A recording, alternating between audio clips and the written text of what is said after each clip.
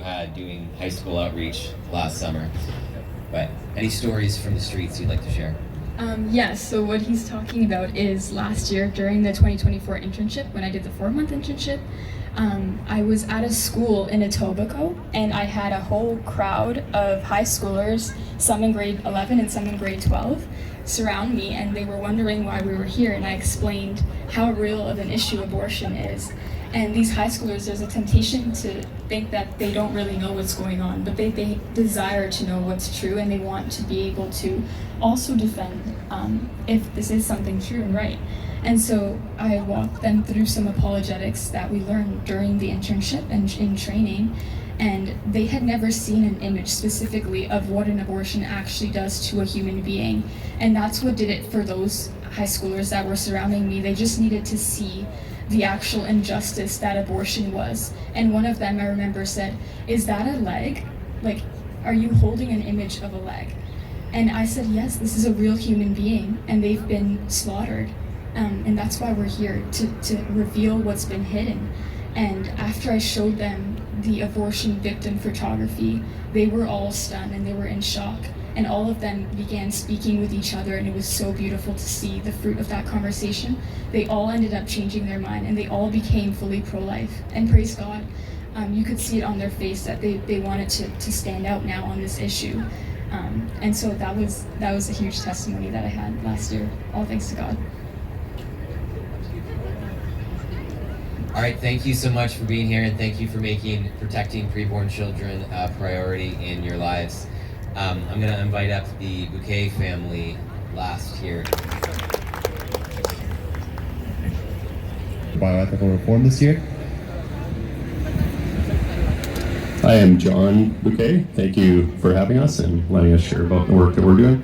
I volunteer with the local Hamilton chapter of ARPA. Same things, we really focus on equipping our local communities. So serving our local churches and others in our local communities that want to be involved and work with them on this issue. We try to do that a little bit municipally, somewhat provincially, and then especially. And how did you first get involved as a family with CCBR, with ARPA, in getting involved as individuals and as a family in the pro-life movement? Good question. First of all, just a big shout out to our parents who always encouraged us that we could make a difference in our country and kept us informed on different issues that were going on. And so big thanks to them. It was each of us, I think, just in different ways in the areas that we live in. So in my case, someone in my church said, "Hey, we have a local chapter of ARPA and you'd be good at that." So that's what prompted me, and it just went from there. Yeah, so in the summer of 2020, Already use the word prioritize. So if this is this important, which obviously it is, then it's a priority. So we just look at the different things we spend our time on and say, this is most important, so let's do that. Secondly, I'll echo what Rachel said, is that there's a lot of things that are very impactful. It is the hope and prayer of Silent No More that by listening to our testimonies, people wounded by abortion will experience healing. My heart goes out to anyone here who has experienced the wound of abortion. I recognize that when I tell my story, some may feel exposed, judged, and vulnerable, because that's what I felt. There are many resources of support for those affected by abortion. I used to feel guilty when I looked at pictures of Silent No More gatherings where we were smiling or laughing. But when I accepted that God had forgiven and healed me, I knew it was okay to smile again because I was dead and had come back to life. Sometimes I still cry, and that's okay too. I am Debbie Fisher, and I've been set free, and I will be silent no more. God bless you all for standing for life. Thank you.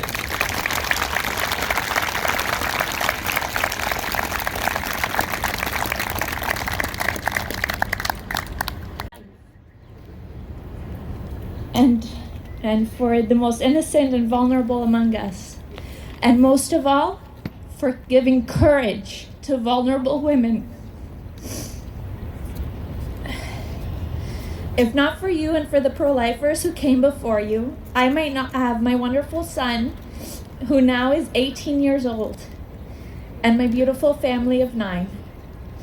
You see, I was a teen mom, and despite facing extreme pressures to abort throughout all 9 months of my pregnancy, my son's life was saved by a memory I had of a conversation with one woman who spoke up for life.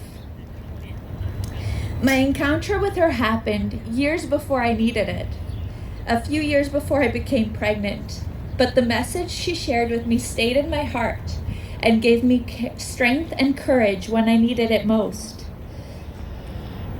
So who was this woman who had such a profound impact on me? Actually, she was just a mom at my school. And one day, I noticed an adorable little pin on her jacket. It was these 2 tiny little feet. Oh. And so I just told her, "Oh, your pin is so cute." And she said, "Oh, I'm glad you like it. It's actually the size of the feet of a baby 10 weeks in the womb." And I was shocked. I said, "Wow, that is so cool." She was thrilled to have someone to share this beautiful message with. And so she proceeded to take out a little doll from her purse. And I got myself one to always remind myself of that moment. And she said, "You see this little doll? It's the exact size and what the baby looks like at 11 weeks gestation." I was blown away. I was completely shocked at how quickly and perfectly a baby was formed. Well, being just a kid, I told her that was amazing, and I was really glad to have this newfound love and respect for the development of the baby. And then I just got right back to my school day. Years later, though, when I was 18, dating a lifelong atheist whose family and friends were pro-abortion and who had already told me that he had never considered the idea of ever having kids, I discovered that I was pregnant. I was sure he would want nothing to do with this baby, and I was even more certain that this child was here to stay. So I told him that we were done and that I was moving away to have my baby. I have to admit that I was extremely blessed, and much more blessed than many women are in that situation, because as soon as he realized how committed I was to this baby and this pregnancy, he told me that he was here to stay. And he did. He's right there. We have been together for over 19 years now, and our 7th baby on earth is about to be born over the next couple of weeks.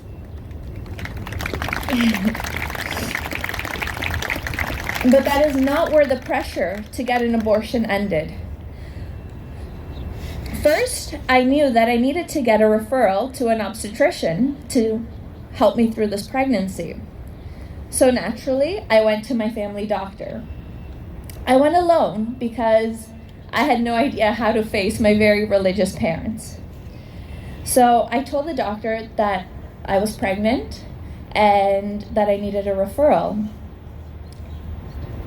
I think that was the longest appointment he had ever seen me for, because he was so adamant on arguing with me and trying to convince me not to get care for this pregnancy and to instead to go get an abortion. Oh my. Once he realized that that was not going to happen, and I told him, "Please just get me the referral, as is your job to do," he told me he would. But right after I left his office, he went and he called my mom and told her she had to come in. When she went, he broke doctor-patient confidentiality and told her he had to convince me to get an abortion. Luckily for Max and for me, that was not an option in her eyes either. Then, I had been seeing a therapist since before my pregnancy to help me with anxiety attacks. And I went to my scheduled session and told her that I was expecting. She asked me if I was planning on going through with my pregnancy. And when I told her I was, she told me, if you do not get an abortion, I refuse to work with you any longer. It was demoralizing to have people with authority over me and who were supposed to be sources of support in my life behave in such negative and oppressive ways. My best friend told me that I had betrayed her and refused to speak to me. Others told me that I was making the wrong choice, or that my life would be ruined, and that it was such a shame for someone as intelligent and with such a bright future ahead of me throw it all away for a baby, when there were ways to fix it and to really quickly make it all go away. Strangers on the bus would call me names and tell me that I was stupid for not taking care of it, because in their eyes, the only acceptable choice would have been to end my son's life.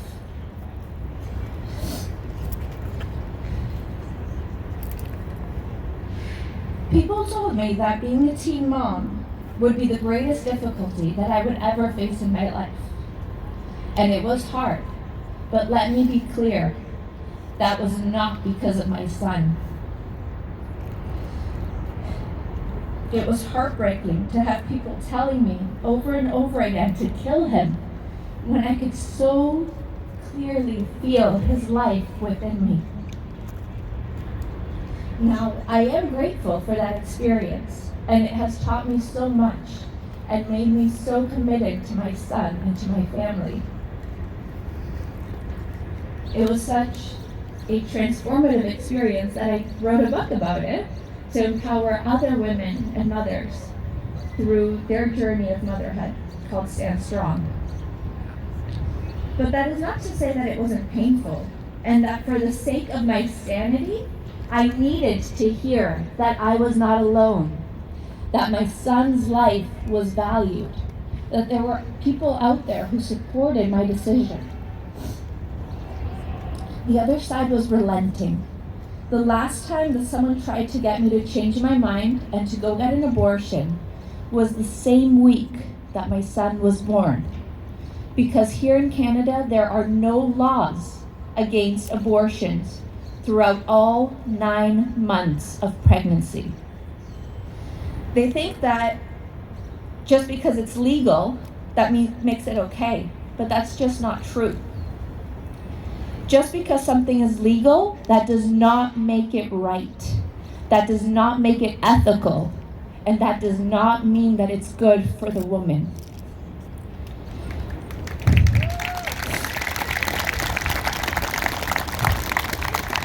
Since sharing my experience, I have heard from countless women here in Canada who were pressured and felt forced to abort their children. I have heard of their heartbreaking suffering and all of their regrets. I was extremely blessed to have that memory of the beauty and the reality of the preborn life. I was so grateful to have your voice, the voices of people like you, to keep my peace of mind and to counterbalance all of the pressure. But many other women were not as fortunate. Women in those moments need you. They need your voice. They need your belief to give them courage and strength. They need you to speak up and to show up so that you can be that positive memory that gets them through. I am so grateful that you came out today, and I invite you to keep this conversation going, to keep showing up in your day-to-day life, even in small ways. Whether it be to just share a pro-life post, or to help a mother in your community, or to speak up when you hear someone saying that it's okay to go and end somebody else's life. These women need to hear that. They need to know they're not alone. You have the power to save lives, so thank you for coming out.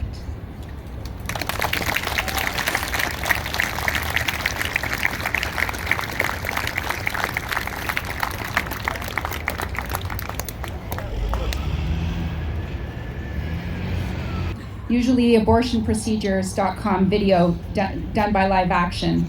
And on the feedback forms from the students, the video is always cited as the thing they remember most. And I know for a fact that that video did the heavy lifting on that boy who changed his mind in front of all the students, and as it does for almost all of the students who changed their minds from the presentation. So I'm very excited to introduce the next speaker who is in those videos.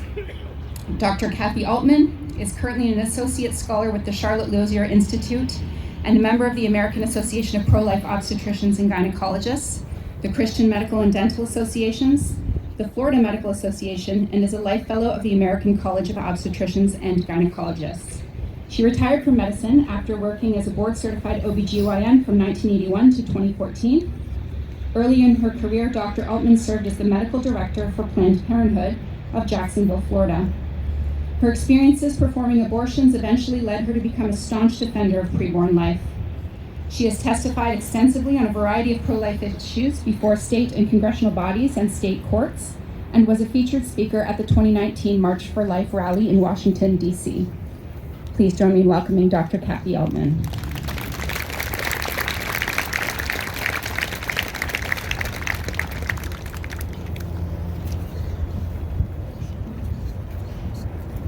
I'm so excited to see all of you here because you are hope. You are the hope of the future and the hope for the preborn. And thank you.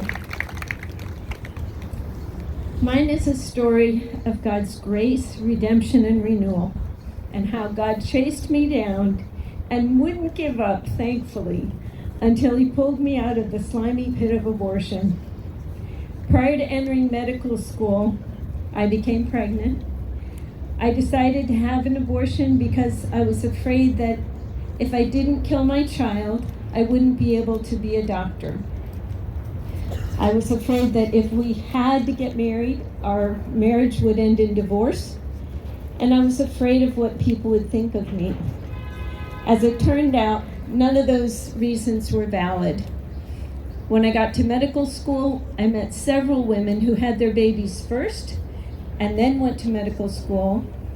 My marriage ended in divorce, and I realized that the people that mattered would have supported me. When I got to my residency program, I truly believed that abortion was a woman's right, that no woman should have to bear a child that she didn't want. I thought that it was wrong to bring an unwanted child into an overpopulated world where they might be abused or neglected. However, it was okay to kill them before they were born. I wasn't heartless. If I had a woman who had a pregnancy and the baby was wanted, she was a baby. If unwanted, it was a fetus.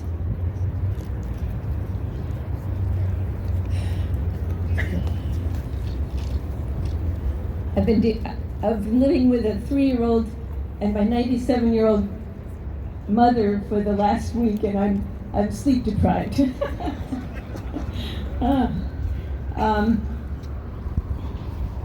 During my residency program, I learned to do first trimester D&C with suction abortions. I could have opted out. We had you could conscientiously refuse to do them, but I didn't. I thought I would be helping women. I was so gung-ho that I went outside the program to learn how to do D&E abortions or dismemberment abortions.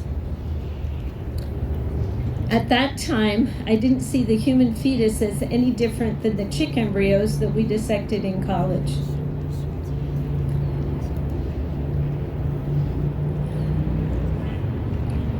The real difference in my mind was whether a baby was wanted or not. Why should a person's life be dependent on whether someone else wants them or not? The only time I ever had any qualms about doing abortions was when I was in my neonatal intensive care rotation, and I realized that some of the babies we were trying to save with the same age as the babies we were aborting. But in medical school, you're taught to compartmentalize things, and I just shoved everything to the back of my mind and forgot about it. My last year of residency, I became pregnant, but I continued to do abortions without any reservations. My baby was wanted, theirs was not. But the first time I returned to the clinic after my delivery, I realized that I could no longer kill babies just because they weren't wanted. Somehow I had made that baby-fetus connection. Few doctors can do abortions for very long because although women are told that it's just a blob of tissue, they have to go through the body parts to make sure everything is there, and they see what they're doing. Eventually, the truth sinks in. Sadly, although I could no longer personally do abortions, I was still a staunch supporter of abortion rights, even after becoming a Christian.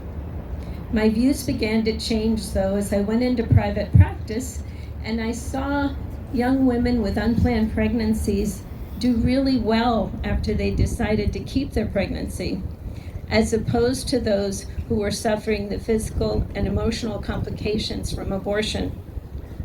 That didn't go along with the feminist rhetoric that I had embraced.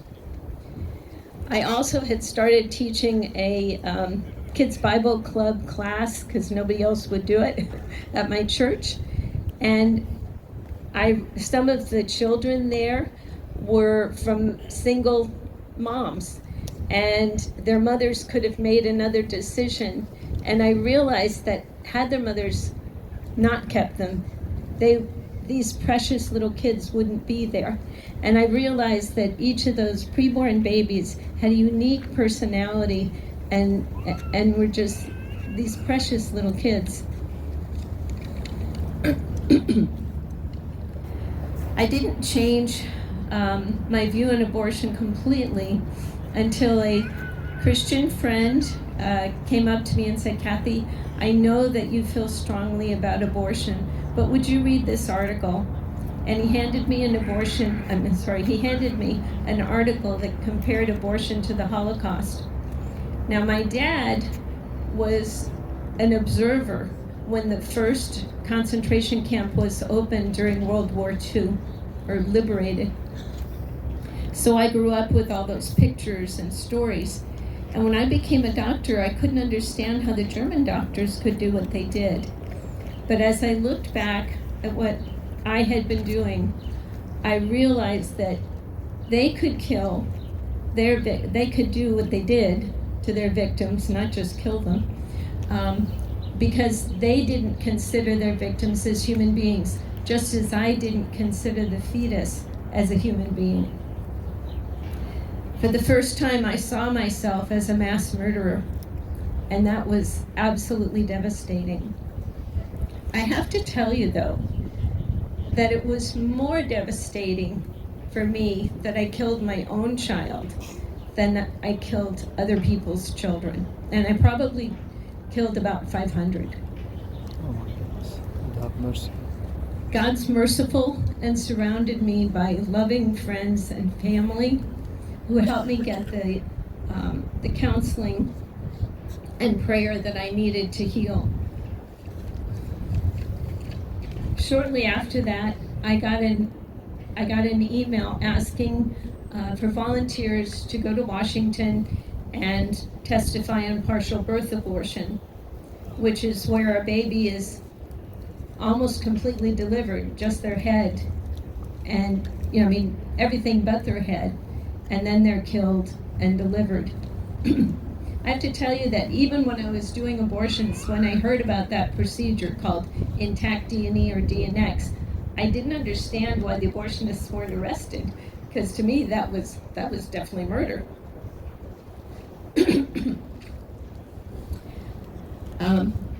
I didn't end up going to Washington. They already had enough people, but that opened the door. And suddenly I found myself traveling throughout the United States, testifying in front of various legislatures and in court on partial birth abortion bans. And eventually before a House subcommittee in Washington, D.C. God was faithful during that time and gave me everything I needed to keep going, because each time I felt as if I'd been fed through a meat grinder. Once, as I was being cross-examined during a court case in Arkansas, God stopped time for me, literally, and spoke to my heart. He said, "If you hadn't done what you did, I couldn't be using you now." There were 3 things that made me feel terribly guilty and embarrassed as a Christian: my divorce, my abortion, and the fact that I had done abortions. How gracious of God to encourage me in that miraculous way,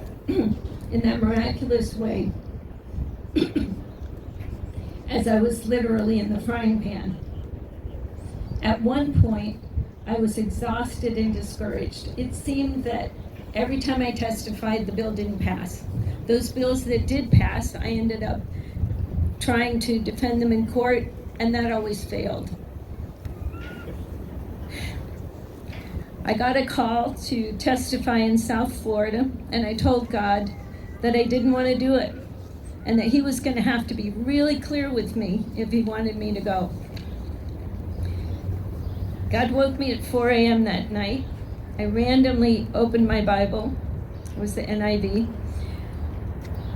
And this is the scripture that immediately leaped off the page at me. Proverbs 24:10-12. If you falter in times of trouble, how small is your strength?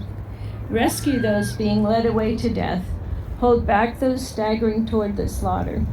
If you say, "But we knew nothing about this," does not He who weighs the heart perceive it?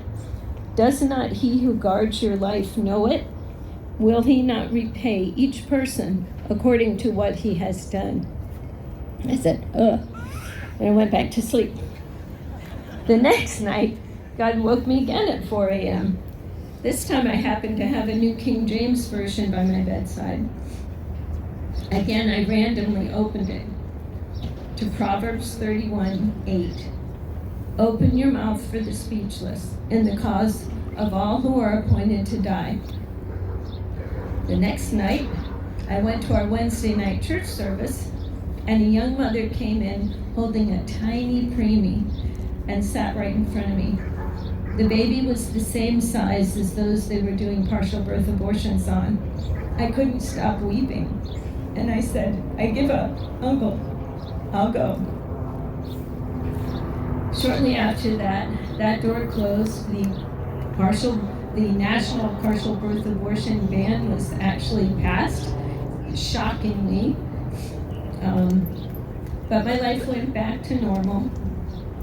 In 2014, I had to retire for medical reasons, and after recovering in 2016, I prayed that God would still use me to do something important.